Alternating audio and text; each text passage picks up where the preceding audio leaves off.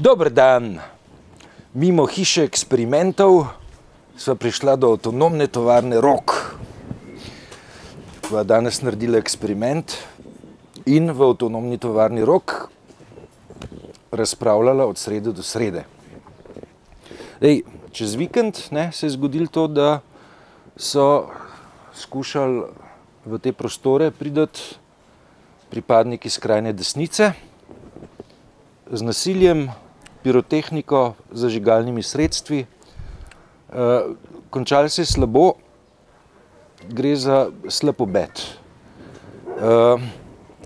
Ta pojav je podcenjen, pojav skrajne desnice v Sloveniji.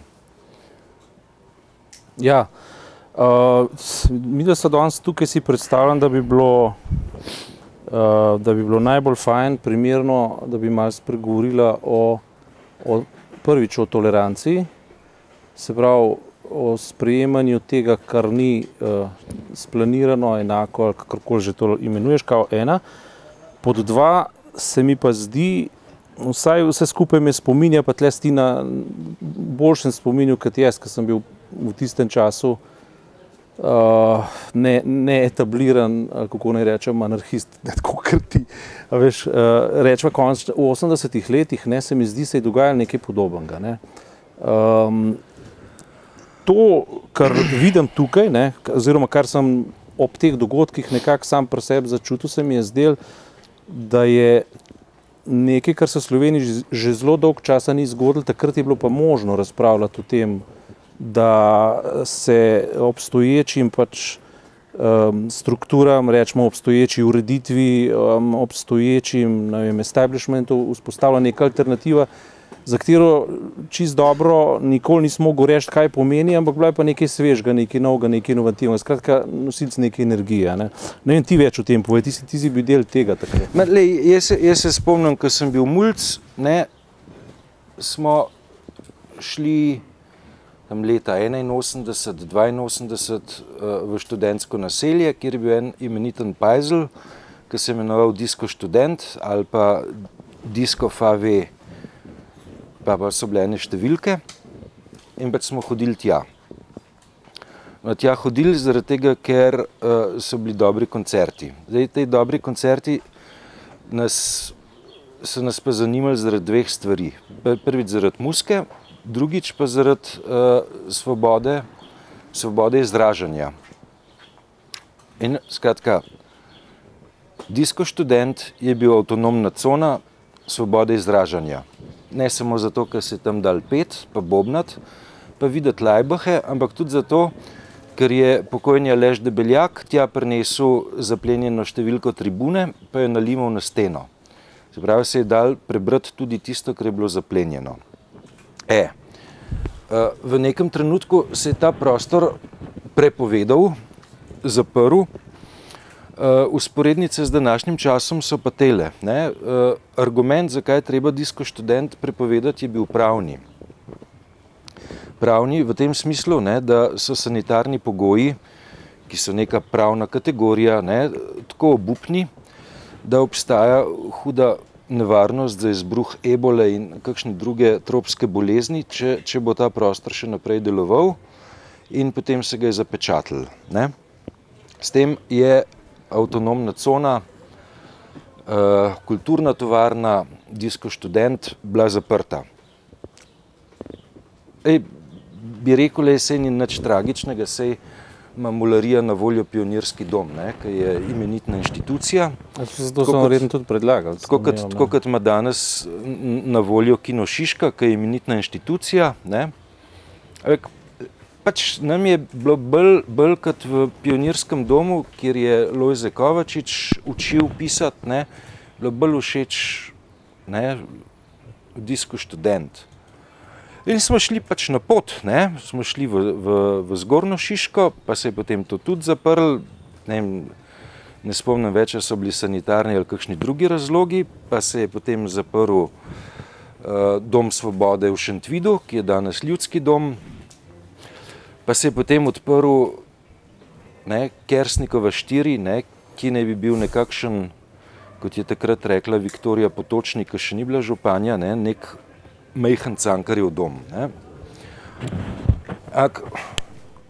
Kaj so ti prostori prenesli? Ne? Prenesli so pač prvič kreativnost, svobodo duha, tretjič so prenesli neko situacijo, ki je tedanja mularija spoznala, da se prostor dobi samo z bojem. To pravi boj za prostor. Da boj za prostor pa lahko rekli tudi, da je oblika razrednega boja ali pa socialnega boja ali družbenega boja, terminološko to ni pomembno. Te energije so bile pomembne potem zaradi tega, ker ne je bilo treba še kakšen boj izbojevati, ne, za svobodo tiska ali pa političnega združevanja ali pa človekove pravice in tako naprej. Zdaj,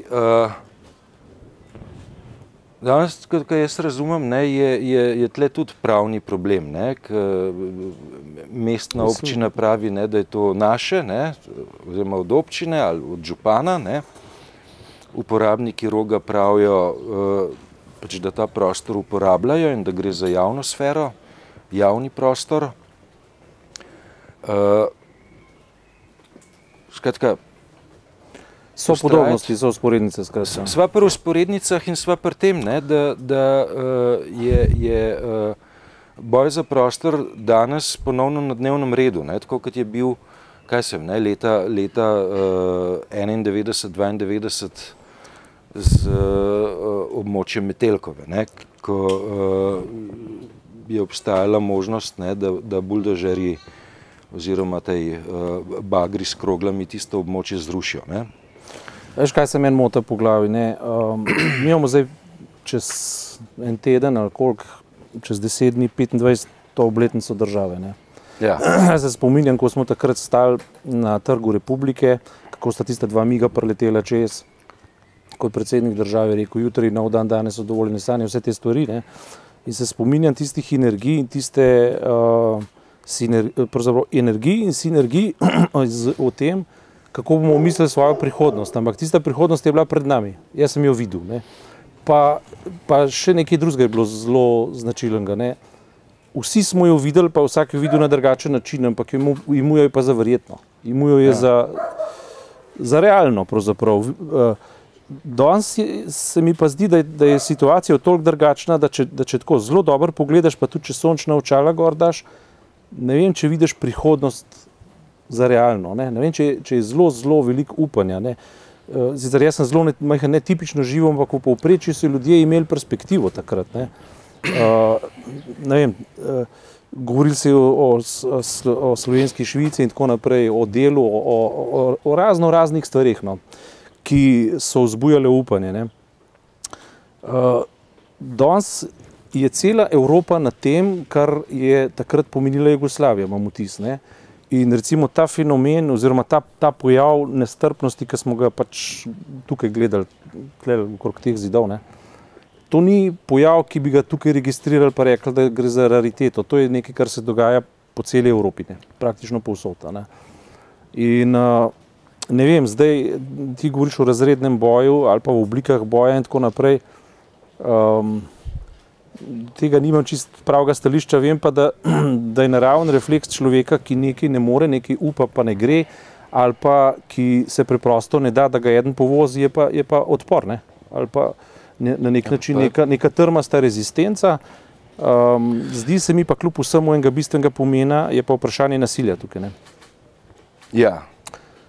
Mislim, to je točka, ne, ki zdaj tako, ja, veš, jaz s političnimi stališči desnice pa v resnici nimam kakšnih hudih težav, ne jih imajo.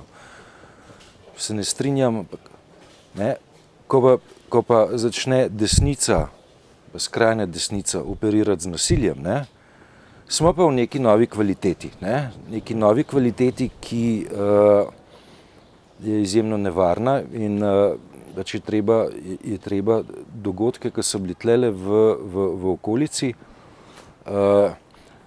ne samo reči, da smo pa žalostni zaradi tega, ne, ker je naredil župan, ne. To treba politično najostreje obsoditi. ne, politično obsoditi. Ne. Za emocije tle ni prostora. Jaz mislim, da bi morali pač ne samo politično, ampak bi mogli ta aparat državni izlaufati v tem smislu, da je to čisto preprosto preganjati po uradni dolžnosti. Ja, sprocesuirati. Sprocesuirati treba, ker recimo to, da kaj se vem, veš, ta alibična govorica pravne države je v bistvu sramota pravne države. Namen pravne države pravzaprav ni to, da na koncu prešteje pravice in ugotovi, da se v imenu pravic nič ne da, ampak enostavno, da upošteva pravice zato, da bi se dalo vzpostaviti nekaj. Ne? Se pravi, imam pač tak vtisk, da naša država funkcionira samo alibično. To se pravi, cel aparat imamo zato, da imajo ljudje službe, zato da so porazporejeni po birojih, zato da vse krasno laufa, da pridejo do svojih penzionov, da gre lahko na svoje dopuste, da gre lahko dvakrat, trikrat na leto lahko potujejo, da lahko kupijo avto, da gre lahko na smučanje in podobne stvari. Ne. Nekaj, kar se je včasih kazalo kot zelo imenitno, ne, ampak se kaže zdaj kot umor duha. Ne. Ta alibična govorica, ne, po 25 letih preizpraševanja tega, kaj smo takrat upali, kaj smo hoteli, pa kaj zdaj je vendarle ena osrednjih problemov to, ne, da nam je duh zamrl med tem. Ne. Nekako vegetiramo in kar se meni zdelo smešno je to, ne, da sta se na problemu Roga v bistvu tako kot nekoč v nacionalni ideji, ko sta se trešila mlado pa staro Slovenci, ne, zdaj mlado pa staro levica udarila. Ne. Zato, da bi se zgodovina ponavljala na en tak farsičen način. Ne. Se mi zdi, da ne vem, da imamo ob tej 25-letnici se res kar kaj za vprašati. Ne. Stari, kako naj rečem, prekaljeni revolucionarji so obmolknili, so se etablirali, so postali taki ugledni meščani, ali kako ne rečem. Meni se tako zdi, ne, veš, da če sva začela z 80-imi, ne, ja. Pa sva rekla, ok, ne, je šlo za... To je pa zrasel. Ja. Je šlo za vprašanje svobode izražanja, ne, pa je bila to ena od vsi, ne, za katero se je splačal boriti ali prizadevati ali se iti odpor. Ne? Ja. Danes so te vsi drugje, ne? So pri vprašanjih perspektive, ne? In te vsi so na nek način še bolj vezane na eksistenco ljudi. Ne? Tako da se mi zdi, da moji stari tovariši, ne, včasih tega noče razumeti. Ne. Veš, da je os družbenih protislovij danes postavljena precej drugje, ne, kot je bila v 80-ih. Zakaj? Zaradi tega, ker smo se v kapitalizmu znašli. Ja, socializem je imel težave z svobodo govora, pa svobodo tuhtanja, mišljenja, izražanja in tako naprej. Ne. Tukaj socializem ni bil prijeten. Ne. To je treba vedeti. Ne. Če je kdo tle za socializem, ne, socializem ni bil nekaj, kar bi veljali z neko orjaško nostalgijo na to gledati. Ne. Imel svoje šibke točke. Ni pa vprašanje produkcije pa perspektive v tistem času bilo osrednja os protislovij, ne, tako kot je pa danes. Ne. Tako da ja, danes sta se na ideologiji, ki je že prav ideologija postala neoliberalizma, srečala levica pa desnica tako brezsramno v objemu. Ne. Hecen, ja. To je res hecen, ne. Mislim, tole tukaj dokazuje. Ne. Jaz se spomnim, ne, jaz sem bil zelo iz urejene katoliške družine in zelo, kako ne rečem, antisocialistične.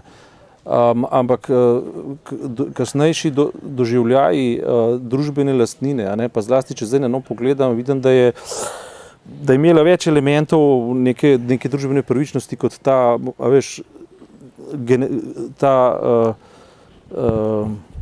generacija pohlepa vseh teh čudnih značajskih stvari, ki na koncu kalcinirajo v vladavini prava. Se pravi, vladavino prava na koncu zaščiti tisto, kar ti pred notarjem štempljaš in podpišeš, in na koncu koncev moraš spoštovati nekaj, kar ni za spoštovati. Ne? In to je danes problem, ne? Se mi zdi. Ne? Upravljanje z nečem, zato ker si dobil 4-letni mandat in se obnašaš kot lastnik, to je po svoje problematično. Ne? Ja, nisi lastnik. Ne, dobro, tle bom ti segel besedo. Ne bi se strinjal s tem, veš, da je bilo nekoč več pravičnosti kot danes. Ne? Bile so pravičnosti in nepravičnosti, ki so med seboj neprimerljive. Ne? Zaradi tega jih ne moramo tehtati več manj. Ne? Ideološko nasilje v 70-ih, 80-ih ali pa kapitalsko nasilje danes, ne, so procesi, ki jih praktično ne moramo postaviti na isti skupni imenovalec in ker tega ne moramo primerjati, kaj več pa kaj manj. Ja, predvsem je tako, ne, nacionalna ideja, ki je bila takrat živa, je še omogočila nek eksperiment na zamejenem teritoriju, predvsem tudi na osi severju, ker recimo v Jugoslaviji je bilo še vseeno možno razmišljati v kategorijah sever, razviti sever, ne razviti jug, ali pa v bistvu samonikla Slovenija, ki poskuša generirati neke nove ideje, ima pa še kljub vsemu zaslombo v tem tržišču. Zdaj smo pa na čistini, v katerem je praktično cel svet na isti ladji in se pelje nekam, ne vemo točno kam. Ne. In 30. oziroma ta kriza, ki je bila, ki smo jo zdaj nekako, govorimo, da smo jo preživeli, pa ne vem, če smo jo, ampak spominja na pozna 30. leta, ne, in kako bomo sprocesirali ta pozna 30. v zdajšnjih, to se pravi, rečemo kar 25-letnici Slovenije, pravzaprav odvisno, jaz mislim, od nas. Ne. Ker jaz se ne bi vdal temu defetizmu, da bi rekel, da nič ni mogoče, da je vse nekam ušlo, to imaš prav, no, to ti dam prav, da govoriti, kaj je nekaj bilo boljše, pa kaj je nekaj zdaj slabše, v končni fazi človek je vedno isti. Ne. Tudi 5000 let nazaj ima iste dileme in tako naprej, to vse res. Ampak kljub vsemu so pa energije zdaj tako postavljene, da najmanj, kar je, pa moramo ugotoviti, da bo treba postaviti si neke izzive, si priznati, da smo nekje zastavili in konceptualizirati probleme in na njih začeti delati, pa predvsem o njih govoriti. To se mi pa kljub vsemu zdi, da umanjka in da v tistem času, za katerega sem se prej izrazil, da ima več elementov pravičnosti, recimo, da v tem smislu, da saj debata pa je tekla, ne? Medtem ko zdaj ne teče. Na širši ravni. Ne? Ja.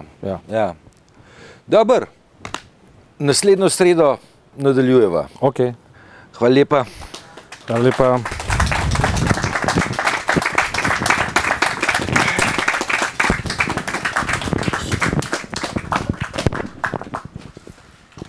Program.